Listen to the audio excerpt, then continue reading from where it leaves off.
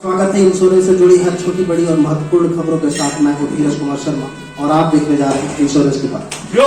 इस वक्त हमारे साथ मौजूद है डिस्ट्रिक्ट लाइन्स के बिहार झारखंड के regional head SK Zulfikar Hussain साहब। उनसे कुछ चर्चा करेंगे और उनके कुछ अंतरिम सवालों पर हम लोग जवाब देने की कोशिश करेंगे। सो आपका स्वागत है boss. Thank you so much for me. इतने स्पेशल गेस्ट के सामने, इतने चैंपियंस के सामने, स्टार के सामने कुछ बोलने का मौका मिलेगा। पता नहीं सवाल क्या होगा। आप just prepared list of 10 questions. ज्यादा समय आपका नहीं लेंगे। सबसे पहले तो ये बता दें बॉस के बारे में कि हमको याद है एक आरएनआर से बॉस का शुरुआत हुआ। You are also there. आप भी इनको इंट्रोड्यूस करने के लिए आए थे देवघर में और ये बहुत फॉर्चुनेट है हम सारे लोगों के लिए, इंक्लूडिंग यू गाइस ऑल्सो, कि आपका फेयरवेल भी हम लोग उसी तरह के कारणों से कर रहे हैं। सो दिस इज हम एक ताली आप लोगों के चाहेंगे। तो क्वेश्चन हम लोग शुरू करते हैं। कैसा लगा उस लेटर हार्ट आपको? ऑसम प्लेस, डेफिनेटली सबसे और अच्छा लगा बिकॉज कोई भी प्लेस में जाओ वो प्लेस का जो इम्पोर्टेंस और क्या बोलते हैं अंदर से फीलिंग और अच्छा हो जाता है अगर साथ में ऐसे लोग हो जो पूरा माहौल ही बदल देता है, पूरा फीलिंग से अलग कर देता है। सो हमको इसलिए अच्छा लग रहा है because I am fortunate enough to surrounded by the stars of Bihar and Jharkhand. So इसीलिए नेतारहाट मेरे लिए और भी मेमोरेबल रहेगा। Because you have spent more than 3 years, precious years in our region. So what were आपका क्या एक्सपीरियंस रहा बिहार एंड झारखंड के साथ आपके 3 साल? ओके, सो बिहार झारखंड का 2018 अक्टूबर में मैं चार्ज लिया था। तो आने से पहले थोड़ा सा हार्ड कॉल था डेफिनेटली। अगर मैं अपना शुरुआत की बात करता हूं, I have started as a financial consultant एक कंपटीशन कंपनी में। तो उस जगह पे जब हम ज्वाइन किए थे तब मेरा एक ही अपॉर्चुनिटी था कि मैं बहुत सारे लोगों का फाइनेंशियल सिक्योरिटी के बारे में उनको अवेयरनेस दिलाते थे और if any uncertain happen family का जो भी फाइनेंशियल सिक्योरिटी उसके बारे में गाइड करते थे। उसके बाद जब मैं प्रमोट होके एफएलएस हुआ तो एफएलएस होके हमने इतने बड़ा एक टीम खड़ा करने का कोशिश किया जहां पे बहुत सारे लोग जिनको इनकम अपॉर्चुनिटी हम दिलाए। तो मैं तो एम्प्लॉयमेंट नहीं दे सका बट यस इनकम अपॉर्चुनिटी दिया एज अ फाइनेंशियल कंसल्टेंट। और वो फाइनेंशियल कंसल्टेंट ग्रो होके एफएलएस बना, ब्रांच मैनेजर बना, आज के दिन में मे बी क्लस्टर हेड तक भी है। ये हो गया फर्स्ट इंश्योरेंस प्रोफेशन के हिसाब से एक फैमिली का फाइनेंशियल सिक्योरिटी हम इंश्योर करते हैं, एक नोबल प्रोफेशन के साथ है तो ये इसीलिए इंश्योरेंस में जुड़े रहना चाहिए। सेकंड, एजेंसी चैनल में स्पेशली रहना चाहिए बिकॉज आप जितने चाहे लोगों को इनकम दिला सकते हो। अगर हम एफएलएस है जितने चाहे रिक्रूट कर सकते हैं, अगर हम एसीएच है उस एफएलएस के अंदर जितने चाहे ज्यादा से ज्यादा लोगों को जुड़ सकते हैं जिसका इनकम अपॉर्चुनिटी मिले। अगर हम सीएच है उतने नंबर ऑफ ब्रांचेस में उतने सारे फाइनेंशियल कंसल्टेंट को जुड़ सकते हैं। अगर आरएच है सिमिलरली हमारे लेयर इसी तरीके से होता है। फाइनली हमारे लिए सबसे जो इंपॉर्टेंट लेयर होते हैं वो financial consultant. Third, definitely boss जो बता रहे थे डेफिनेटली और इधर से ही आया अब ये बात, एजेंसी में रहना चाहिए, स्पेशली सेल्स में रहना चाहिए। सेल्स में जो मजा है, जो फ्लेक्सिबिलिटी है, जो इंटरेस्टिंग पार्ट है वो मेरी कोई और जगह पे नहीं है बिकॉज सेल्स ऐसा एक प्रोफेशन है जहां पे हम लोग मोरलेस एवरीडे नए नए लोगों से जुड़ते हैं। तो ये एक इंपॉर्टेंट पार्ट। ऐसा नहीं कि मैं एक जगह में बैठा रहा हूं और कस्टमर हैंडल कर रहे हैं एक ही जगह में बैठ कर, या मे बी एक ही ऑफिस में बैठ के सब कुछ काम कर रहे हैं। हमारे पास always we are always mobile, मतलब हम लोग मोबिलिटी के साथ ही मूव करते हैं और ये एक फ्लेक्सिबिलिटी जो बहुत ही एक आदमी के लाइफ में इंपॉर्टेंस होता है। अदरवाइज क्या होता है वो काउंटर पे एक ऑपरेशंस का बंदा वो एक ही काम करते करते करते एक टाइम में फ्रस्ट्रेटेड हो जाता है, बोर हो जाता है। बट आई थिंक सेल्स में जो अंदर से लेता है सेल्स को तो उसके लिए हर बिकम एन इंटरेस्टिंग। हमारे बिहार झारखंड टीम में जो ग्रो किए हैं उनको अच्छे से पता है, और जो अभी देख रहे हैं उसके सामने लोगों को उसको भी पता है, flexibility and the interesting part. So ये तीन ही कारण हम सोचते हैं। 3 एम्प्लॉय जिन्होंने आपको बहुत ज्यादा प्रभावित किया हमारे इस बिजनेस में। आर यू आस्किंग की स्पेसिफिक नेम और क्या है? आप नाम भी ले सकते हैं। 3 एम्प्लॉय ने वो आपके सबऑर्डिनेट्स, आपके जो भी यहाँ पे लोग यहाँ पे क्या पूरे रीजन में 200 है, उनमें से कोई 3 नाम, क्योंकि 5-10% ऑल्सो जल्दी नहीं। सी स्पेसिफिक नाम बताना बहुत ही मुश्किल है ऑनेस्टली, बिकॉज अगर मैं एक छोटा सा पॉइंट अगर मैं शेयर करूं, कोई स्पेसिफिक नाम नहीं, एक स्ट्रेटेजी में थोड़ा सा शेयर कर सकता हूं, जहां से बिहार झारखंड का एक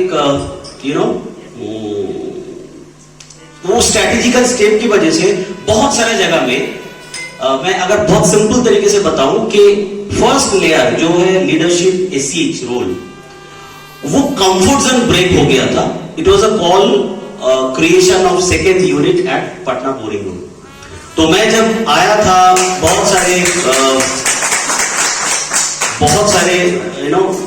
ठीक है, स्मॉल बिग चेंजेस हम लोग किए हैं, बट एक कॉल हम लोग लिए थे जहां पे Boring Road was always a flagship branch, जहां पे कृष्णा बैठता था। Everyone is for me, all are very very important. मैंने अपने क्वेश्चन का जवाब आपने इसी में दे दिया। मेरा क्वेश्चन था कि 2-3 एनडीआरटी से लेकर 17 तक आप जो पहुंचे, उसके पीछे का जो, तो बहरहाल आपने उसका आंसर दे दिया। हाँ, इसमें एक ईगल आईज का एकदम शुरू से एक पिक्चर देता था। मे भी कुछ लोग उसको देख के लग रहा था ये जुल्फिकार हुसैन ऐसा टाइप का है, ये तो ईगल आईज का है ना, मतलब ऐसे ही देख रहा है, मतलब। और उसमें लिखा रहता था कि eagle eyes on this particular mission NDRT के ऊपर। शायद तुम लोगों ने कभी देखा होगा, मेजरली हम एसीज का ग्रुप में ही डालते थे।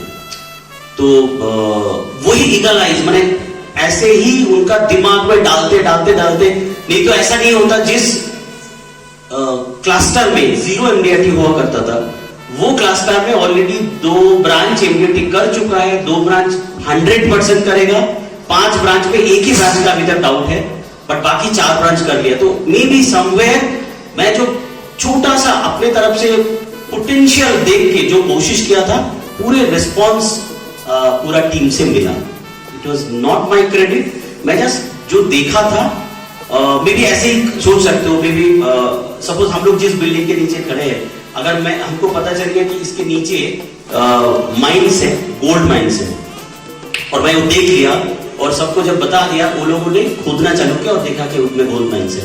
तो मैं वो दिखाया, बट मैं लेके नहीं कुछ आया था, मैं अकेला एक सिंगल पर्सन के हिसाब से आया था। But yes, with a very positive mind frame, अपना कंफर्ट जोन छोड़ के मैं फिर बता रहा हूँ।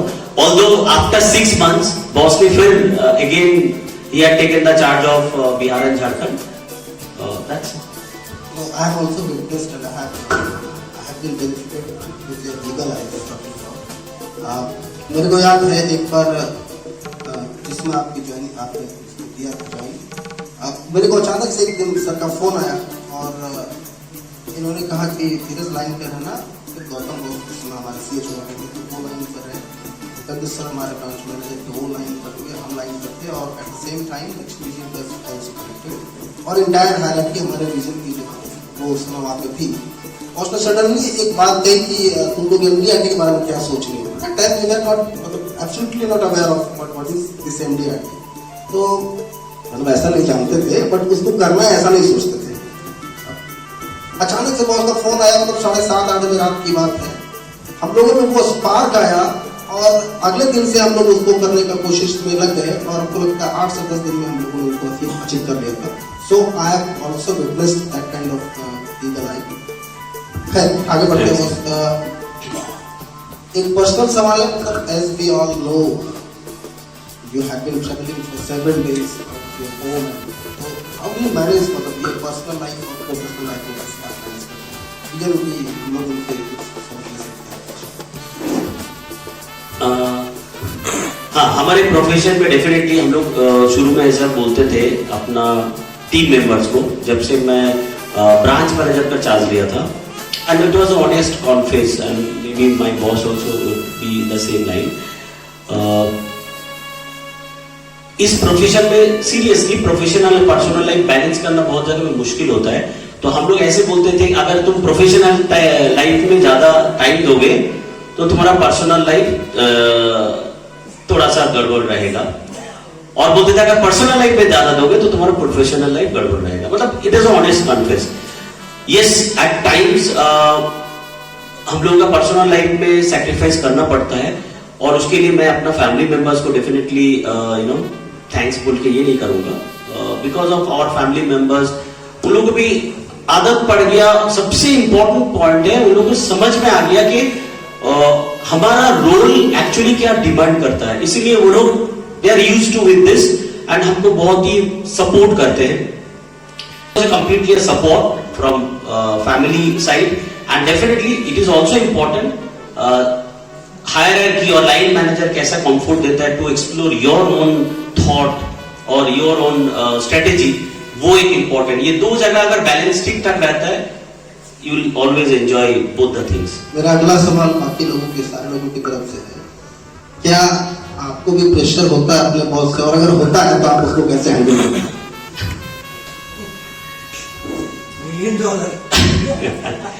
हम लोग जो बॉस के साथ काम किए हैं उनको बहुत अच्छे से पता है. हम लोग बोलते हैं ही इज माइंड ब्लोइंग, बहुत अच्छे बॉस है, विदाउट एनी डाउट, मतलब इसमें कोई डाउट नहीं है. But at the same time अगर टफेस्ट बॉस अगर कोई होता है so he is mister Anirban Mukherjee. If things are moving in line, if you are doing your job right, everything is fine. अगर कहीं पे गड़बड़ है तो he would be the become the toughest one to change. मतलब अगर कोई गलती होता है, कोई मतलब या कोई इंप्रूवमेंट एरिया जरूरत पड़ता है, सो वो उस जगह में खड़ा हो जाते हैं और पूरा कंफर्ट जोन ब्रेक करा के उस जगह पे लेके आके फिर अगेन. तो we are used to with him because मेरे को याद है when I was FLS in one company, तो वो मेरा उस टाइम से ही बॉस थे. फिर बीच में बहुत सारे changes. Finally, fortunate enough to I'm working still in HDFC Life itself. Probably it's a long almost 10.5 years उनके साथ directly reporting में काम कर रहे हैं in my 12 years to 3 months of journey. तो he is one of the toughest one. At the same time, he gives me enough space, to work in my way. तो ये बहुत important होता है. ये सवाल का एक हिस्सा का जवाब आपने दिया, दूसरे हिस्से में आप उसके बाद करते हैं जब आपको मतलब डाउनलोड होता है तो कितना % आप अपने सबऑर्डिनेट्स को डाउनलोड करते हैं? ये आंसर तो डेफिनेटली हमारे डाउन मेंबर्स बोलेंगे. पूछ लेना, जब थोड़ा थोड़ा कोई ले लेगा उसके अंदर पूछ लेना, रियल बात आ जाएगा. Okay, by what time we are supposed to be receiving your blessings once again as stage? By what time you are planning? मैं बॉस को जस्ट एक दिन पहले ही पूछ रहा था कि नेक्स्ट जर्नी कितना जल्दी हो सकता है, मतलब क्या क्या क्राइटेरिया क्या थे. बॉस ने थोड़ा बहुत गाइड किया. सी एक्सपेक्टेशन तो रहेगा ही, definitely always people wants to grow in a faster pace. और ये इंश्योरेंस में ही हुआ था बिकॉज हर 6 महीने में लोग प्रमोशन लेता है, 1 साल में प्रमोशन लेता है. जहां पे हम लोग फाइनेंशियल इंडस्ट्री में देखते हैं, मेनली बैंक में, एक ब्रांच मैनेजर बना तो 20 साल से वो ब्रांच मैनेजर ही बन के रहा है. But insurance, life insurance, private life insurance आने के बाद पता चला कि लोग कितने फास्टर ग्रो करते हैं. बट वो एक टाइम होता है, टाइम फ्रेम, एक स्पीड के साथ लोग ग्रो कर जाता है अगर सब कुछ फिट होता है. तो मेरा तो अपनी तरफ से कोशिश रहेगा कि as fast as I can grow, but at the same time if I really do my job well. हमको लगता है अपने ऊपर में जो लोग बैठे हैं वो लोग बहुत मैच्योर्ड वे में चीज को देखते हैं, इमोशनली नहीं. They will take their call, I will do my best. मैं कोई टाइम फ्रेम नहीं लगाया ऑनेस्टली स्पीकिंग, बट यस मैं थोड़ा सा अपना करियर प्रोग्रेशन के बारे में थोड़ा सा भी सोच रहा हूँ कि may be the next mile faster, जो हम लोग बोलते हैं, कोई भी अगर FLS प्रमोट होकर एसएम से ESL होता है या ASM से ASM होता है, मैं लिखता हूँ प्रोबेबली सबको, कुछ लोगों को पढ़ता है नेक्स्ट माइल फास्टर। तो मेरा ये प्रमोशन ऑनेस्टली मैं अगर बोलूँ एंड ऑनेस्ट कॉन्फेस, तो रिस्पॉन्सिबिलिटी हमको मिला था 3 years 2 months पहले as a regional head, but pure promotion जिसको बोलता है वो अभी हमको मिला है। 2009 के बाद अगर प्रमोशन अगर हुआ है, मेरा 12 years बाद ही एक्चुअली प्रमोशन हुआ है, इससे पहले हमको रिस्पॉन्सिबिलिटी मिला था। इसीलिए ये जो 12 मोर देन 12 years का जो जर्नी है, मैं कोशिश करूंगा नेक्स्ट माइल फास्टर, अगर सबका सपोर्ट और सबका ब्लेसिंग रहे तो ये थी STM लाइफ के regional head SK Zulfikar Hussain से हमारी सीधी बात। अपनी सीधी बात में उन्होंने अपनी जिंदगी और अपने करियर से जुड़े कई सारे राज खोले और कई सारे राज अपने सीने में छुपा कर चले भी गए। अगले हफ्ते बात होगी किसी और बड़ी हस्ती की, तो इंतजार कीजिए, तब तक देखते रहिए आज तक। Thank you.